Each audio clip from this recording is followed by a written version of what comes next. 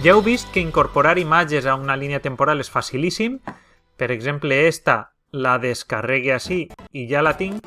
L'única cosa que ara veurem és com puc allargar-la o acurtar-la. Si aquesta imatge, per exemple, va des del minut, ho veieu així, 2:45 fins al final, que és així, 2:50, són 5 segons i m'interessa allargar-la, puc vindre al final i estirar, m'indica el primer element, quin és l'increment que faig respecte a l'original, a com estava, i el segon element m'indica quina és la durada real de la imatge, tota la durada.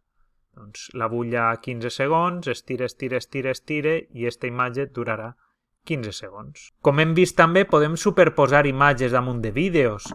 Una bona manera d'afegir un logo és anar a una imatge transparent, com és el cas, vindré a filtres i aplicar el filtre en la imatge només. Quin filtre aplicaré? La grandària.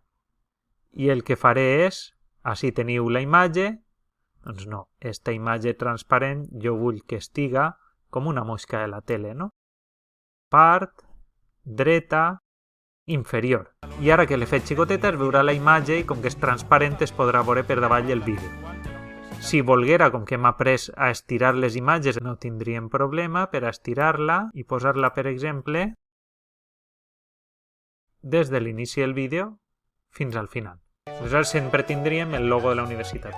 Vaja, és una idea, no vol dir que poseu el logo de la universitat sempre durant tot el vídeo. És simplement perquè vegeu com es pot treballar amb un filtre que és el de grandària. Ja heu vist que era molt fàcil reduir les dimensions, igual que amb una imatge es pot fer amb un vídeo, es pot fer xicotet igual, i com es pot treballar amb imatges transparents.